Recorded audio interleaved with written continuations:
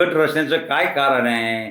त्या शेतकऱ्याला तो जीवच मारत होते लोक, त्याचे दात पाळले, त्याचं नरडं दाबलं होतं आणि त्याचा मुलगा त्या मोठ्यानं ओरडल्यानंतर त्याच्या मुलगा जवळ तिथून पळत आला म्हणून तो माणूस वाचला. असा त्यालाही मारित होते आणि त्या आलेल्या मुलाला बी मारलं त्याने. त्याच्याही पायाचं फ्रॅक्चर केलं. राड मारले, राड फ्रॅक्चर झालं. मग त्यामुळं कुणी कुणाला आरोप करण्याचं हे करण्याचा काय प्रश्न आला? हे जर तुमचे खोके जर अशा प्रकारचे असतील सुरेशरावजी, तर तुम्ही ते खोके थांबवावेत. लोकांना गुन्ह्या गोविंदानं राहू द्यावं. विनाकारण लोकांना त्रास होईल असं काही करू नये, असं आमचं मत आहे. या संदर्भामध्ये कोण काय करते सगळ्या गोष्टी मला माहिती आहेत. या संदर्भात मी आता मुख्यमंत्र्यांशी भेटणार आहे असं देखील त्यांनी म्हटलेलं आहे. नाही, त्यांनी मुख्यमंत्री साहेबाला भेटले तर चांगली गोष्ट आहे, भेटावं.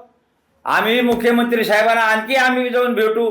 काही लोक जाऊन शिष्टमंडळांचा काही लोक भेटलेले आहेत, उपोषणाला बसले होते लोक भेटलेले बी आहेत. त्याही ठिकाणी मी गेलो होतो.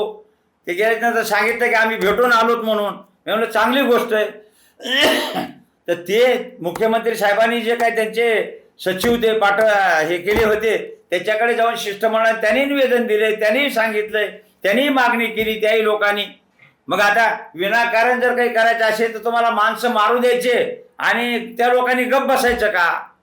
म्हणजे एवढी गुंडगिरी कशाबद्दल? मग माणसं मारायचे, शिकारी करायच्या, गुंडगिरी तालुक्यामध्ये करायला लावायची, माणसं दबावाखाली ठेवायचे, हे असं नाही ना बरोबर.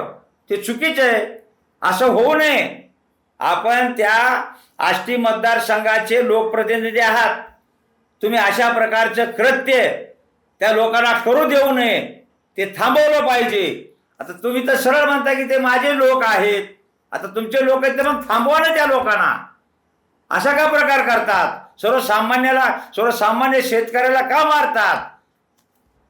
त्याचा काय जीव घ्यायचा होता का? जीव घ्यायचा थोडा राहिला.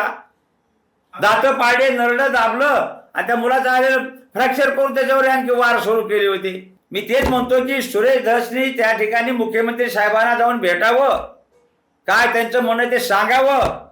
आणखी त्या ठिकाणी हे लोक जाऊन आणखी भेटतील, सांगतील. वाटत मी स्वतः जाईन, मी भेटेन मुख्यमंत्री साहेबांना आणि त्या ठिकाणी सांगू.